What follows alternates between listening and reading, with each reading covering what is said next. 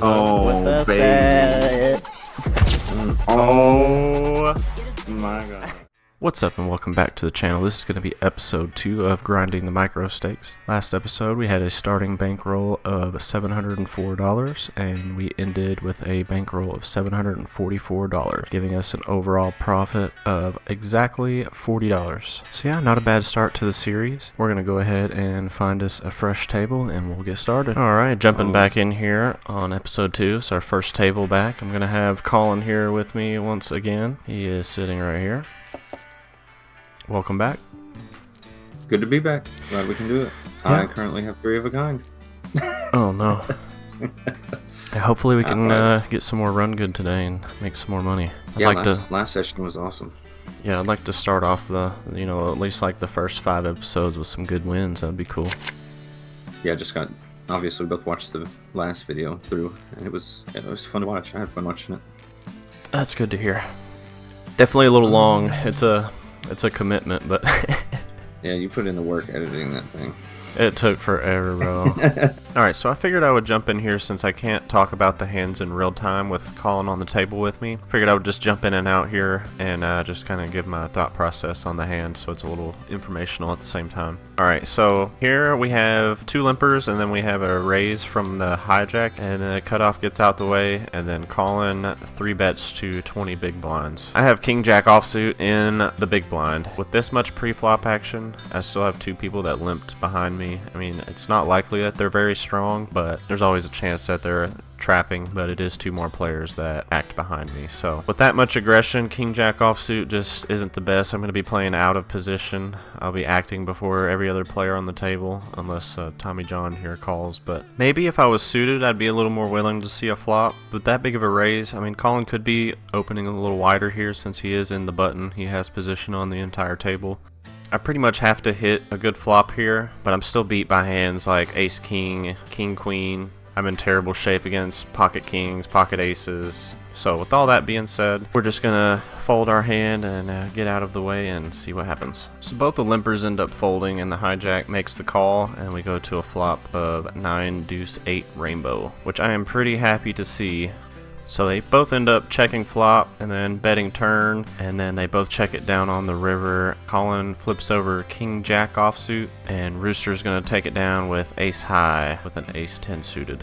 Oh my god, I had the same exact hand as you. I knew he had nothing too. I almost bet that. So the next hand we get involved with is King 10 offsuit in the button. Cutoff to our right here is gonna raise it up to 3 big blinds. We're just gonna flat call it with 2 more players to act behind. The small blind is gonna get out of the way here, and then the big blind is gonna call. We're gonna go to a flop of 3 deuce 4 rainbow. The cutoff is going to lead out again into both of us since he was the pre-flop aggressor, which is 3.8 big blinds. I do have 2 overs here, so I'm just going to call and see what the turn is. We get a board pairing 3, which isn't great, still with my king high. The cutoff is going to check his option here, and I'm just going to take over the betting lead and see if I can steal his pot. Big blind is going to fold, and cutoff will also fold, and we'll take it down with king high. King high.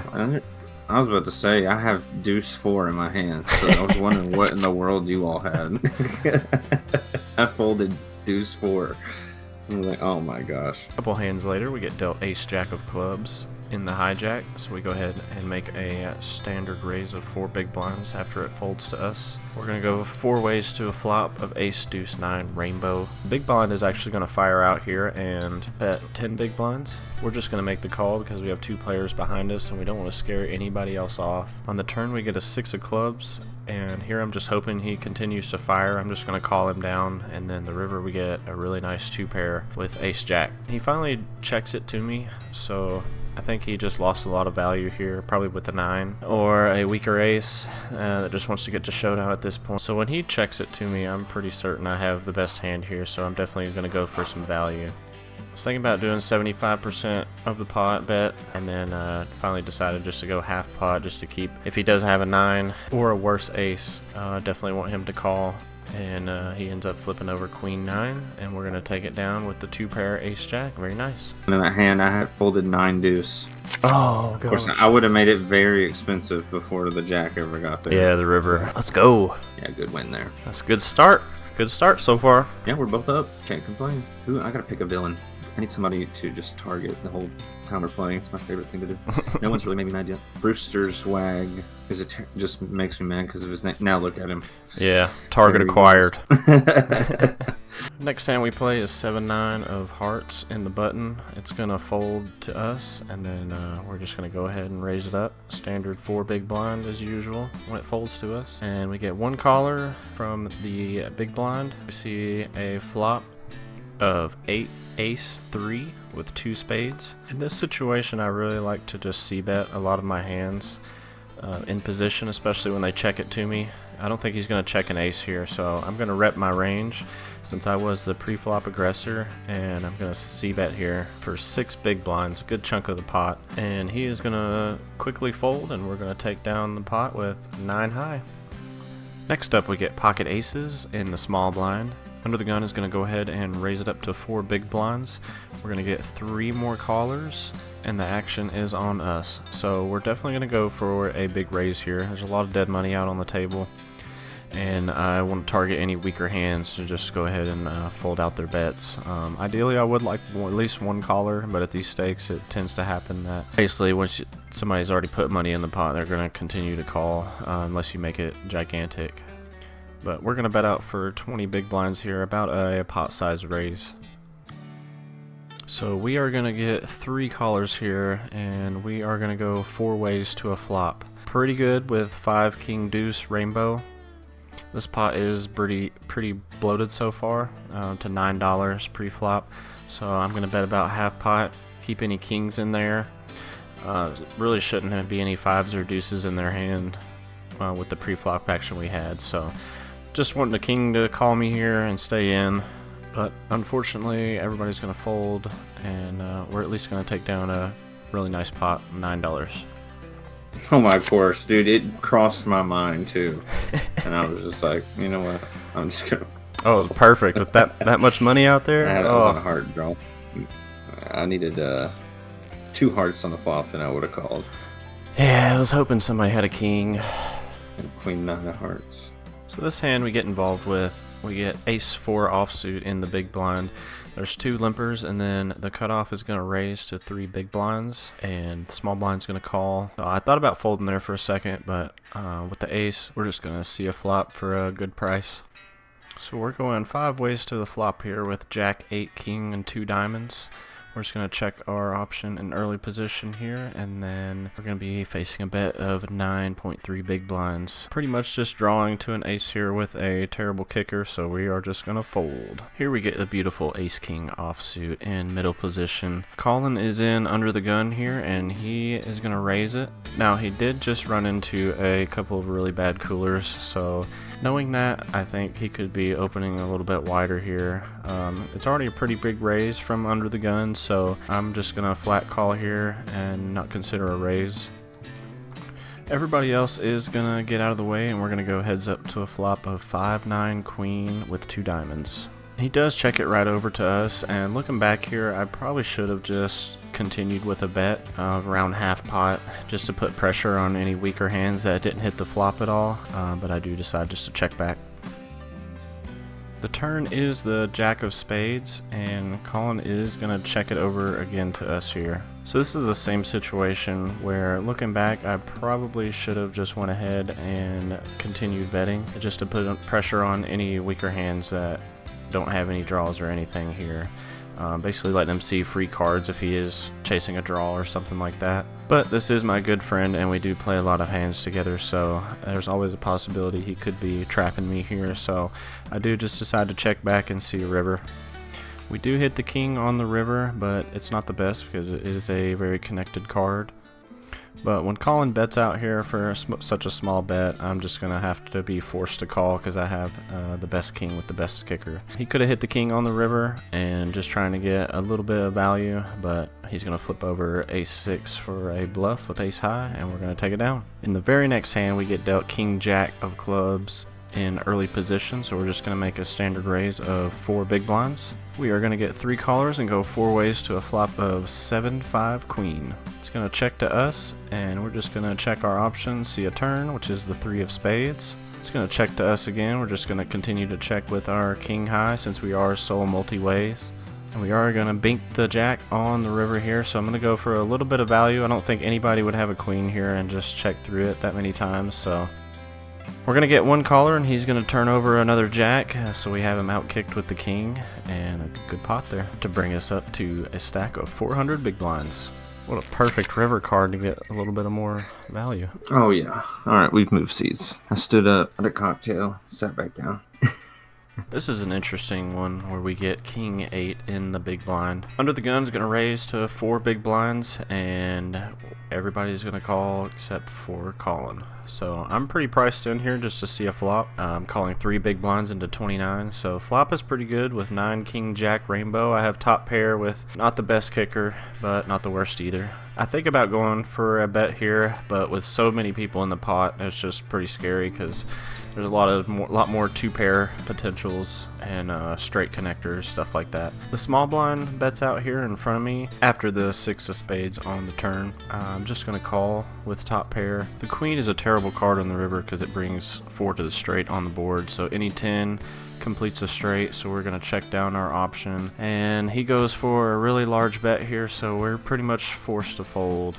I think about it for a long time because it does look like a very bluff size bet, but we unfortunately do make the fold. We'll never know what he had.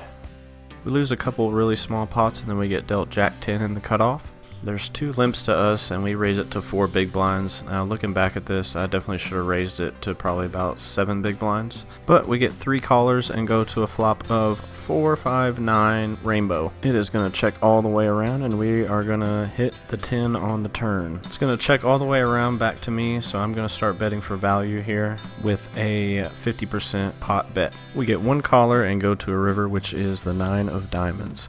They're going to check their option to me, and just in case they're trapping a 9 here, I'm just going to check it down for showdown, and she flips over jack high. So we have the winner. Next we get ace 7 of hearts in the under the gun position. We're going to go ahead and open it up to 4 big blinds. We're going to get 2 callers and go 3 ways to a flop of jack 4 deuce with 2 clubs. It checks all the way around, and we're going to see a turn of queen of hearts.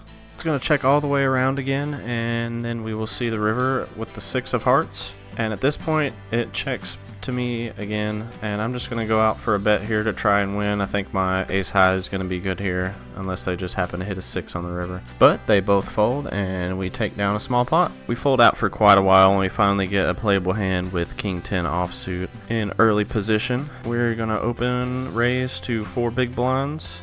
We're going to get 1 caller and see a flop of 6, 7, 5 rainbow. Since I was the pre-flop aggressor, I'm usually just going to c-bet most of the time here to try and take it down early, but then we see the 9 of spades on the turn. I'm finally going to check it down and just give up. They're going to check back. We hit the 8 on the river, which gives a straight on the board. Here I get a little tricky. I overbet the pot really large here just to make it look like I am trying to buy out the chopped pot here since there is a straight on the board, but I actually do have the 10 here. So hoping she makes a call with that huge stack, but unfortunately she folds, and we'll still take it down. That's a good sizing though. I probably would have called. So this next hand is a pretty painful hand. We get pocket queens in the small blind. Keep a good eye on Papa Pan here. This is going to be our main villain in the hand. I'm going to go ahead and raise to 6 big blinds. We get 2 callers here and a pretty good flop of 9, 4 jack rainbow. I'm just going to c-bet, getting value from jacks and 9s and maybe some straight draws out there. But both players are going to make the call here, and we're going to see the 8 on the turn is another straight connecting card. Brings out the backdoor flush draw with the clubs. I do have the queen clubs blocker, so I'm just going to continue betting here. 35 big blinds, they both call again, and probably the worst card I could have seen was the queen on the river to give me trips. This is obviously a pretty bad card for me because it does improve my hand, but it also puts 4 to the straight on the board. So I'm gonna check. Middle player is gonna check, and then Papa Pan is gonna go for a 50% pot bet here. I just have to snap call and hope that he doesn't have a 10, but he flips over 9-10 offsuit for the straight. And we get a really bad run out there on the board and lose one of the bigger pots of the night. Very unfortunate with a beautiful hand. So this is a few hands later. We get pocket 9s in the hijack. And honestly, pretty tilted from that last hand just because this particular player, Papa Pan, he had been winning basically every single hand he was a part of. If he was putting money into it, he ended up winning, whether it was everybody folding out to a huge bet or him just getting the exact cards he needed on the river to suck out on everybody. So just one of those days for him where he's just winning every single hand and getting every card that he needs to win, and that could be very frustrating on a table when it doesn't matter what you do and they just keep winning. If you notice from the beginning of this video, they started with about $10 or $15 stack, and now they are at $86. But we are gonna raise it to 6 big blinds here. We're gonna get one caller and see a flop of 8 queen 10 with 2 hearts. I almost checked here, but just decided to go for a C bet with my gut shot draw in case we do hit, and he ends up just folding, and we'll take it down. We fold out quite a few more hands, and then we get dealt 10-7 here in the small blind. Everybody's gonna limp around to me, so I just make the call here to see a flop. Big blind checks it down, and we see a pretty good flop here with 9, 8, 10 of 2 clubs. We have top pair with an open-ended straight draw. The big blind is going to open out with 9 big blinds, and we're just going to call him down here.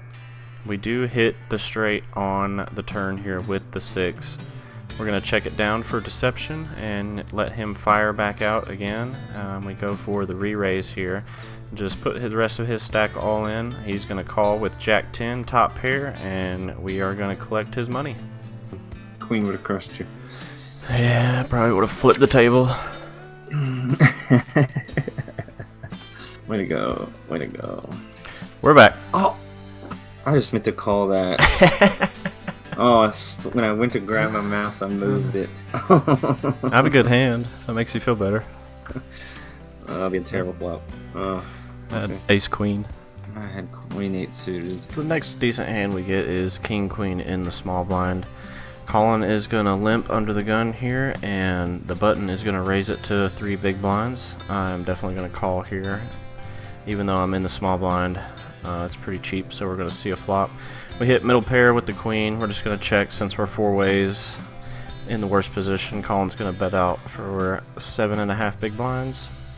The button is going to make the call, and we will quickly make the call to see the turn, which is the 5 of clubs.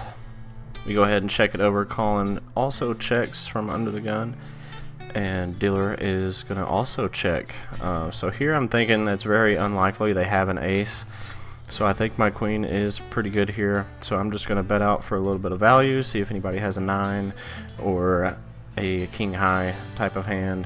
Colin makes the call with second pair just like me, but I do have him outkicked, so we're going to take down that pot. We lose a few small pots, resulting in about 10 big blinds getting bled out, and then we get pocket 10s here in the cutoff. Middle position is going to raise to 4 big blinds, get 1 caller in between us. I think about raising here, but for some reason, I don't know, the way the table has been playing, I just decided to make the call. Of course, we're going to go about 20 ways to the flop here, so I probably should have raised. On the flop, we get king 3-3. Not a terrible flop for us if we had less players on the table with us. The initial raiser is going to bet out, and we just have to make the call here. Really feeling like he has a king, but his bets are really small compared to the pot, which is perfect value bet, so I pretty much just call him down here to keep him honest, and unfortunately, he does have the king. Mm-hmm. It's like I know how to read hands, and I still just give him money, I guess. I do it all the time. So we fold out for a little while, and we get a pretty nice hand here, ace-jack offsuit in the button. It's going to get raised to 3 big blinds, and we're going to go for the 3-bet here for 10 big blinds, and have some very sticky players on this table right now. So everybody's going to call, and we're going to see a flop of 9 king 8 rainbow. It's going to check all the way to me, so I'm just going to c-bet here to see if I can get some folds with a half pot bet. We get 1 fold, and we're going 4 ways to the turn, which is the 5 of hearts. Checks to me again. I decide to check back, and the river is the 2 of spades. It checks all the way back to me, so I just check it down for my ace high value, and Papa Pan is going to take it down with a 9. A very sticky player who cannot lose a hand. As you can see here, when we first joined the table, this player did start with 61 big blinds. Now they did top up to the full 200 big blinds, which is the equivalent to $20. And now you can see, ever since that point, I mean, they have just won every single hand and now sitting at a very pretty 1,000 big blind stack. So, you know, some players, sometimes you get lucky. It's happened to me before. I've went on an absolute sun run, just couldn't lose a single hand, hitting every single card I needed. It doesn't happen very often, so when you do see this, it is a pretty rare occurrence. And in this situation, it's very easy to lose a lot of money when somebody is running that good, just because you don't want to believe that they have it every single time. So what ends up happening is you end up calling down a lot lighter or playing a little more aggressive than you usually would, and when they just keep hitting the cards, there's not much you can do, and you're just going to keep losing. So very unfortunate, but I hope they had a really good time with it. I know that we didn't, so the best thing you can probably do is just get up from the table, go find a new table. Especially online, there are so many different tables you can play at within a few clicks. ClubWPT Gold in particular, probably hundreds of tables you could join at the same stakes. Probably just the best just to let them have their sun run and let the other players deal with it, and you just get up from the table and go find a new one. So we fold out quite a few hands, and getting close to the end here. We lose a couple small pots and bleed out about 20 big blinds, but we get ace queen offsuit here in the cutoff. Middle position player is going to raise it up to 5 big blinds after 1 limper. I'm going to go ahead and 4-bet to 16 big blinds with our ace queen. Colin is going to make the call. Now the middle position player is going to go for a big 4-bet here. He's going to raise it up to 50 big blinds, and I actually wanted to show this hand because I made a pretty tight fold, but it actually was the best decision. And the reason I folded is because he's already faced a lot of aggression. There's other people on the table that still like their hand for the 16 big blinds. So when he goes in for a raise here, there's really not much else it can be other than pocket aces, pocket kings, maybe pocket queens, occasionally jacks, depending on how loose the player is pre-flop. We do have the 2 cards in our hand that block pocket aces and pocket queens, so this is either a big bluff or most likely pocket kings. All the evidence pointing to pocket kings here, and we're pretty much just drawing to an ace, hoping to hit the ace. But he could also have a hand like ace king that we are also dominated in. So we're going to think about it here for almost the full timer and then make the big fold. Colin is going to challenge his 4-bet and call him to the flop, which is 3 queen 9 with 2 spades. Melmo here has about a pot-sized bet, so he goes all in, and Colin's going to fold, and I just can't stand it, so I'm going to reveal the cards, and he has pocket kings.